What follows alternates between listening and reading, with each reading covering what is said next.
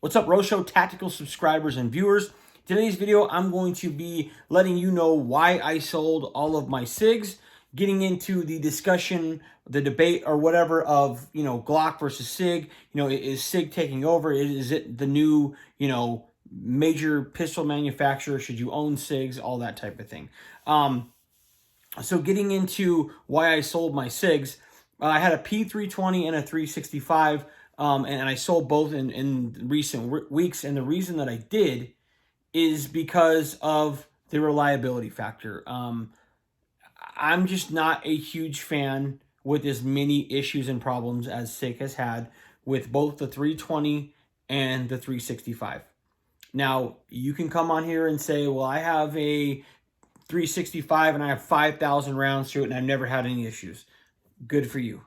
I'm not buying your SIG. I'm buying a SIG, and along with buying SIG, I am buying SIG's reliability, and they have had issues with their reliability. What I really think it is just the quality control, the quality check, whatever you want to say. It's just not great. It's, in my opinion, the worst of all the major gun manufacturers. SIG, to me, right now is really trying to capitalize off of having the military contract, and in doing so, they're more worried about putting out fancy models of this and new models of this and, ported, slides on this and cutouts on this and, finishes on this and that, as opposed to actually putting out quality products and making sure that they are reliable and safe to use.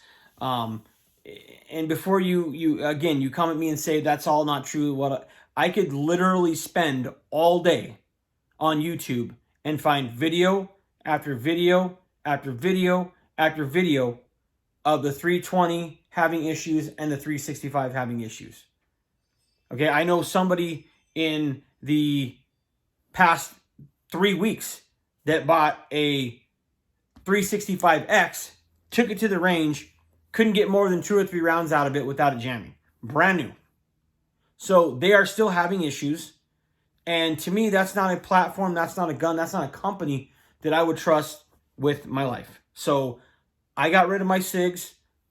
If you watch the channel, you know all the different guns that I've reviewed, the different ones that I carry. I still am a huge fan of the Hellcat. I like that better than the 365 anyway. But, I've gone back to carrying either the 43X or the 19 Gen 5. And for me, it's simple. Glock has that reputation for reliability. I am extremely confident that every time I pull that trigger, that gun's going to go off. And if I'm in a defensive situation, that's the most important thing. Not looks, not whatever. If you want to get into the looks of the guns, like you put a 365 XL or you put the new Spectre model or something up against a 43X or a 48, yes, the SIG is a way sexier looking gun. It's a way better looking gun. I don't think there's even any question about that. Does the 325, or the 320 X carry, does that look better than a Glock 19 does? Absolutely. I mean, there's no question about it. Are the Spectres great looking guns? Yes. But for the price tag, $1,200 to $1,500, I mean, you could buy a $500 Glock, put $500-$600 into it, and have it looking however you want, have it, have all those qualities that the X carry has, or the Spectre model from the 365. You can buy a Glock 43, a 48, a 19, and do whatever you want to it, right? So coming from the factory, does it look cool? Is it, have more upgrades and all that stuff? Sure, but you're also paying a premium for it, right? The Spectre model, I think, is $1,200 for the 365 XL. $1,200. You can pick up a regular 365 XL for like between $500 and $550. So, yeah, you get, the barrel on it, and you get the compensation built into the slide, and you get the upgraded trigger, and it has like an updated stippling job on it. But to me, is all of that stuff worth the extra $600 to $650? No. To me, it's just a gimmick. I've shot plenty of guns that have been compensated. Again, most recently, I have the Shield Plus Performance Center model. It's got the ported slide and barrel. My wife has the regular Shield Plus, and is there this huge, like, oh my, difference in the performance of each gun? Not really. Do you notice it if you know what you're looking for? Sure. But could the average person pick that up and go, oh my gosh, it shot like a dream? Probably not. So to me, it's just a gimmick. They're trying to capitalize off of, the military contract right now, and they're trying to put out as many models as they can, as many finishes, as many different options to try and make sure that they capitalize while they have this military contract, and they're selling as many units as they can. To me, that's really all it comes down to. As far as looks, are they better looking guns than Glocks? Yes, almost everything is, right? The Glock is blocky. There's nothing really like great, about it. Some people think the grip is chunky or the grip angle is weird, but they perform and they function. And you can't jump on YouTube and send me tons of videos of a specific Glock model or a specific problem across all models that a Glock has had, the way you can do with Sig and the 320 and the 365. You just can't do it.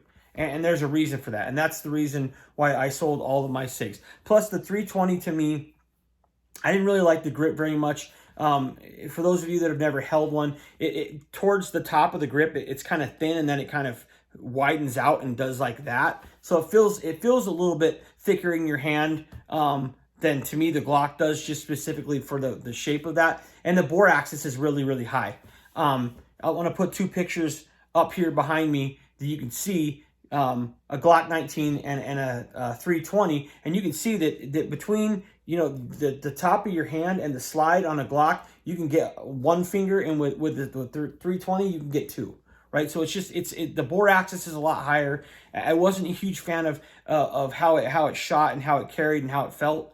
And then you add in the reliability problems, and I'm just not a huge fan. So if you like SIGs and you're into buying all this extra stuff that they're coming out with, that's fine. And if you have 500 rounds through your 365 XL and you've had no problems with it, that's great. I hope that the 501st round that you fire through that, if it's in a defensive situation, that the striker doesn't break or the trigger doesn't break on you, or the gun doesn't go bang. I hope that.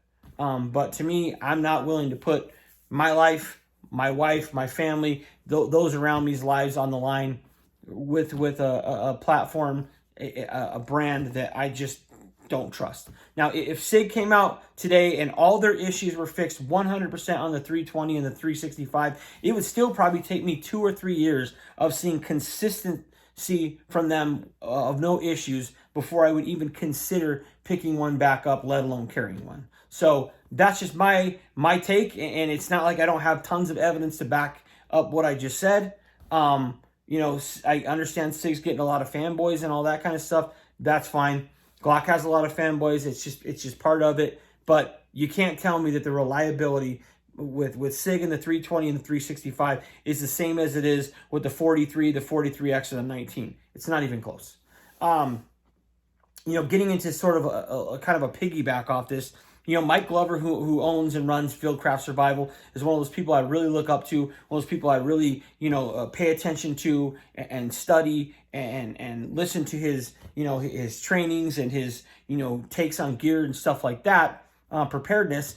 But there's some things that I kind of find funny, and I'm not in any way ripping the guy, like I said, because I like the guy, but this is just goes to show you that it's not necessarily about just what someone says, right? Because people have, regardless if they want to say it or not, they have agendas, right?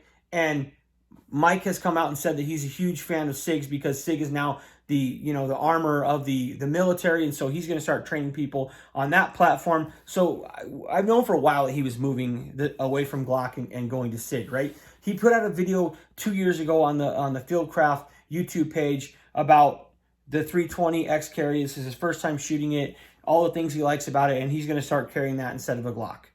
Then 2 months ago, there's a YouTube video on the channel that's like, can these former Navy SEALs make a Green Beret switch to SIG? It's like, well, you already put a video out 2 years ago saying you were doing that, and you put out all kinds of things on your Instagram page and YouTube page about you moving to SIG and shooting the 365 XL and carrying the 320X carry, making holsters for it. So I'm not sure how those two things line up. I just found that really weird. Maybe that video was made before the other one, But I just found it extremely strange how you were 2 years ago switching over, and everything you've done is saying you're switching, and then it's this video of, can they make me switch? Well, you already have, right? And then also in some of the videos, he says he doesn't like the Glock platform as much, is because where the controllers are, when he's shooting, he has to like manipulate it and manipulate his hands and change his grip and stuff like that to manipulate the pistol, and he doesn't have to do that on Sig. Well, then he just put out a video, the 365 XL comp model a couple days ago, in which he's shooting it in the video, and he says, "Oh, you see the slide didn't lock back on me. That's because of my grip." So I don't understand those two things, right? If you're switching to Sig because you don't have to manipulate your grip and all that stuff, but then you shoot it on camera and it doesn't lock back because of your grip, you're still having to manipulate your grip. So those kind of things, you know, if you're just going to come out and carry a Sig because it's the military's pistol and all that, just say it. Just come out and say that. Okay? Those kind of things, no matter really kind of who it is, kind of bothers me a little bit. Just be honest. Just be honest about it, right? If you like Sig because you think they're putting out better looking pistols and they're putting out things with more options from the factory, and they are the military or the pistol provider of the military, cool. But you know, I don't like it because I have to manipulate and all this stuff, and then just that stuff doesn't make sense. There's a lot of guys out there, you know, in the pistol world that are starting to do that. I know Jack Carr carries, you know, Sig products, and he's doing it, you know, because he's a military guy, and these guys are loyal to, you know, the military, and whatever they were carrying in the military is what they were carrying, you know, in their civilian life. And now that they're, you know, completely transformed into their civilian life, they're carrying the pistol that you know, is the official pistol of the military, and that's fine. I have no issue with that, but I have an issue with the reliability. I have an issue with all the issues that the 320 and the 365 have had, and I have issues with just say it. Just say what it is, right? Because if it's the grip and it's all this, then don't shoot the pistol on camera and say, "Oh, it didn't lock back and whatever because of my grip." Okay, that's just my take on it personally. So let me know what you think. Let me know what you think about Sig. I think a lot of their stuff is gimmicky. I think a lot of their stuff is just, you know, due to the military contract, they're trying to pump out as much product as they can right now. They're trying to introduce as many models as they can right now, just simply due to trying to capitalize off the popularity of the brand due to the military contract. So that's it for me. Let me know what you think about the video in the link below. Let me know what you think about Sig, what you think about Glock. Let me know what you think about, you know, the comp models and all these different Spectre models and everything that Sig's coming out with. You know, is that something you think is worth the extra $600 price tag? Is that something you're buying, you're carrying? You know, let me know in the comment section below. And until the next one, I'm out of here.